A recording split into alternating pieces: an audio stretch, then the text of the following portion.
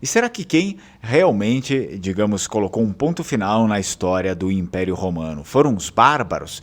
Bom, mais ou menos a gente vai ver isso aqui. Eu trouxe esse conteúdo porque é algo que eu estudo bastante, principalmente para fazer os podcasts, né, do Lenguamário. Se você quiser, eu deixo o link aqui embaixo também, tem a assinatura. Enfim, são conteúdos vastos, né, conteúdo riquíssimo, que eu também tento, digamos, fazer algumas... raciocinar um pouco sobre isso e trazer para vocês. Meu nome é Fernando Menegatti, aqui é o canal Lenguamário, você é bem-vindo, não esquece de curtir o vídeo, se inscrever no canal, compartilhar o conteúdo e ativar o sino das notificações se você quiser ficar sempre por dentro do que tem aqui.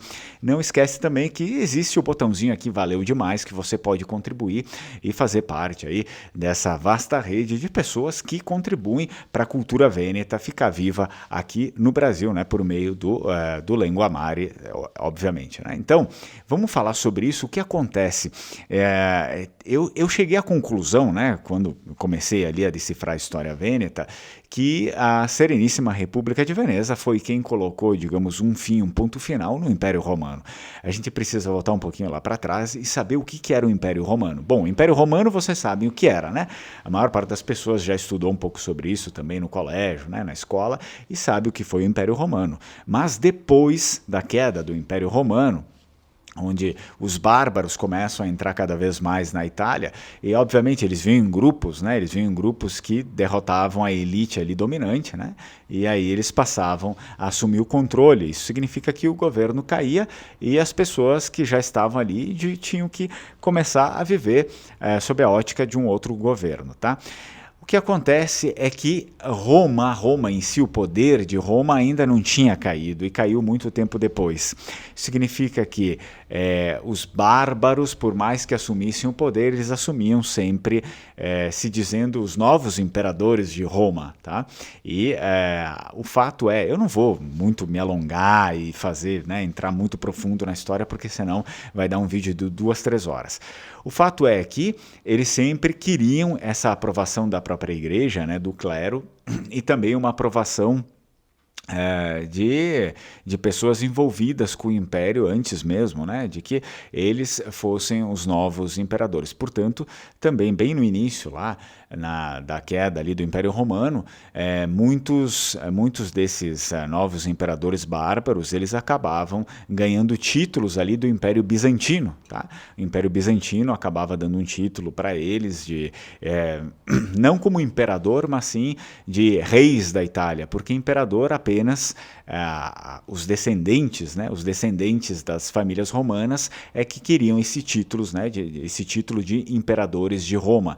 Isso significa que Roma, como império mesmo, digamos, caiu ali no Ocidente, mas ela se refaz ali no Oriente, né, por meio do Império Bizantino, aquilo que hoje nós conhecemos como Império Bizantino, mas naquela época não existia isso de Império Bizantino. Para eles não era Império Bizantino, eram os romanos, era o Império Romano como sempre foi. A única coisa é que ele perdeu o braço dele lá no Ocidente, porque antes mesmo disso eles tinham, né, o Império Romano do Ocidente, eles já tinham forças lá no Oriente também, e o que aconteceu na queda ali de Roma, a família, né, as famílias tradicionais de Roma, os imperadores, né, a família do imperador, ela acaba saindo de Roma e eles vão lá para o Império do Oriente, que hoje em dia na nossa história a gente chama isso de Império Bizantino. A partir desse momento, muitos partidos começaram a surgir na Europa, né, partidos mesmo, facções políticas, algumas apoiavam o Império Romano do Oriente, e outras apoiavam o Império Romano do Ocidente, né, que seria aquele comandado pelos bárbaros, e outros também, depois de algum tempo, começaram a comandar ali os francos, né, Carlos Magno e tal, toda aquela história. Porém, o verdadeiro Império Romano sempre foi, né, aquele que descendeu das famílias romanas, portanto era aquilo que hoje nós chamamos de o Império Bizantino. Era isso que, sem interesses políticos, tá, por trás, era isso que os europeus achavam, né? Todos os reis da Europa e todo mundo ali sempre considerou que o verdadeiro Império Romano, por mais que não estivesse mais ali na Europa, estava reduzido ali à Turquia, né? Aquele era o Império Romano, e de fato era o Império Romano, tá? Aquele ali, porque, como eu falei para vocês, o sangue dos imperadores romanos, as famílias, estavam ali, né? Não estavam mais na Europa, eles tinham caído fora e tinham ido para ali. E o que tinha, então, no Império Romano do Ocidente, o Império Germânico Romano do Ocidente, eram geralmente aqueles líderes chamados bárbaros, geralmente germânicos, né, que acabaram dominando isso, e muitos reis pela Itália que também eram bárbaros, e muitos deles germânicos também, dominando aí a Itália. Menos a Sereníssima República de Veneza, que conseguiu, por meio de diplomacia, né, e várias outras coisas ali, muita política, ser um centro estável. Então, a Sereníssima República de Veneza estava numa posição geográfica até muito privilegiada. Isso significa que, se vocês forem ver no mapa entre a Sereníssima República de Veneza, eles tinham o Império Romano verdadeiro, digamos assim, por sangue, né? Se a gente for ver por sangue, o Império Romano verdadeiro lá em Bizâncio, né, quando a gente pega lá na Turquia, esse era o Império Romano verdadeiro, que tinha caído fora ali da Europa, e o Império Romano II, né, que era o falso, aquele ali do Ocidente, né, que era, então, geralmente comandado pelos germânicos agora, né. E isso significa que a Sereníssima República de Veneza começa a montar essa base diplomática que a gente tem hoje, de tentar ficar uma postura mais neutra e tentar comercializar com todos, porque senão todo mundo fica se matando e ninguém ganha nada. Então eles comercializavam lá com o Império Bizantino, comercializavam com o Império também do Ocidente. Isso significa também que eles prestavam, né, lealdade assim para...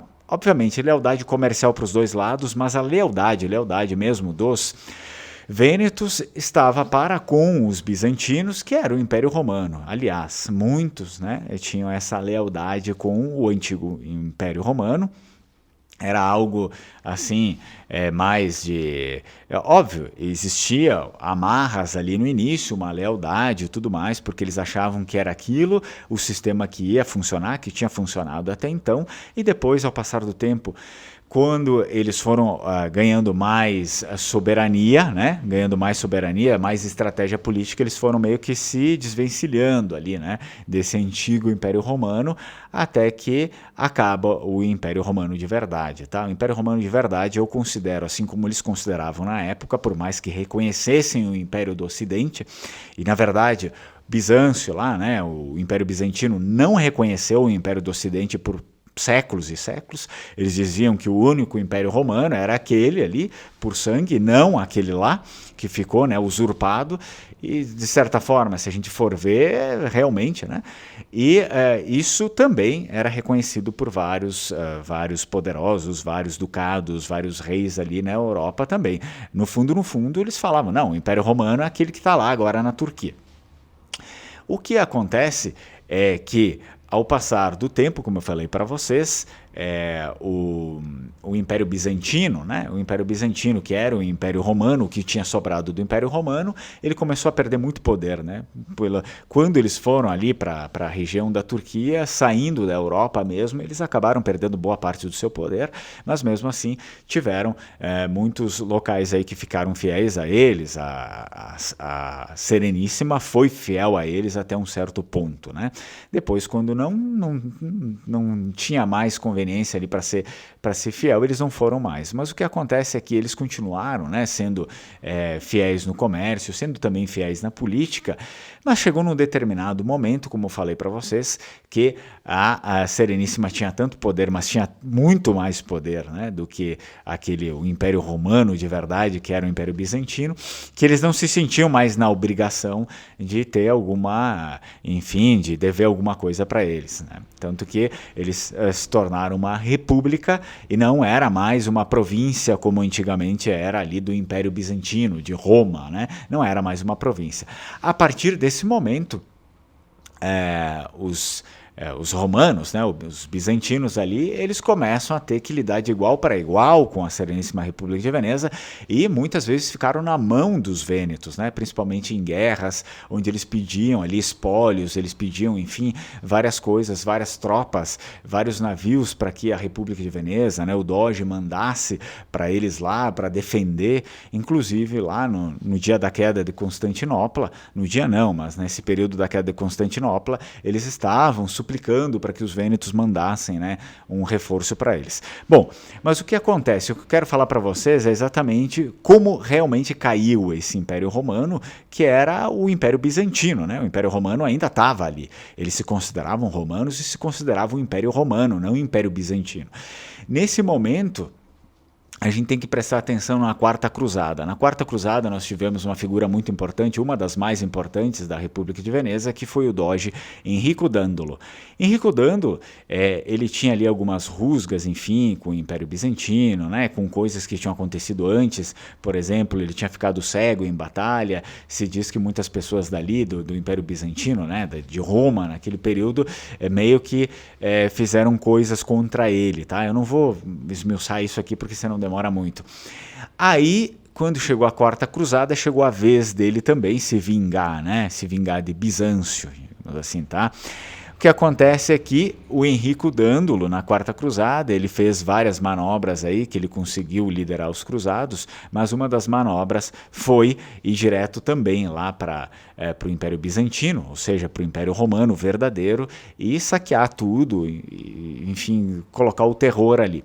Então se diz que, na verdade, em fatos históricos, esse momento foi Enrico Dandolo que colocou um ponto final, ele feriu de morte, né, o Império Romano do Oriente. O verdadeiro Império Romano foi ferido de morte por Enrico Dandolo, o Doge de Veneza, né, o Doge dos Vênetos. Nesse momento, o Império Bizantino começou a ficar cada vez mais fraco e não tinha mais todo o poderio que tinha antes, até chegar no exato momento que, então, os muçulmanos ali, os otomanos, né, os turcos, eles conseguiram invadir e tomar Constantinopla para eles, porque tudo provém desse ataque, né, que a Sereníssima República de Veneza, junto com os cruzados, causou ali para Constantinopla na Quarta Cruzada, na figura do senhor Doge Enrico Dandolo. Então, se a gente for pegar, na verdade, quem causou o fim, a morte mesmo, do Império Bizantino foram os vênetos, né? Foi a Sereníssima República de Veneza. Os bárbaros expulsaram eles do Ocidente e a República de Veneza colocou o prego no caixão e entregou lá depois para os otomanos, ok? Obviamente a gente está falando de política, então a República de Veneza não enviou lá os navios, enfim, para defender Constantinopla, né, daquele ataque ali, também porque, como república independente e soberana, não era interesse deles ter alguém ali no calcanhar, porque o Império Bizantino ali, ainda, por mais que soubesse que a Sereníssima já tinha um poder muito maior do que eles e era independente, era uma república, o sonho deles, obviamente, sempre foi continuar conquistando toda a Itália e toda a Europa, como o Império Romano de antigamente era, e isso não beneficiava os vênetos, e vocês sabem, política é política, né? Era essa a visão que eu queria trazer para vocês. Então os bárbaros ali expulsam eles, os romanos da Europa, mas quem bota o prego final no caixão dos romanos são os vênetos, ok? Então se você curtiu o vídeo, se inscreve no canal, curte o vídeo e não deixa de comentar aqui embaixo se você já tinha visto, né, a história por essa visão aqui. Deixa aí seu comentário, sua visão também a respeito desse assunto e a gente volta a se ver na próxima. Tchau, tchau, Strucon!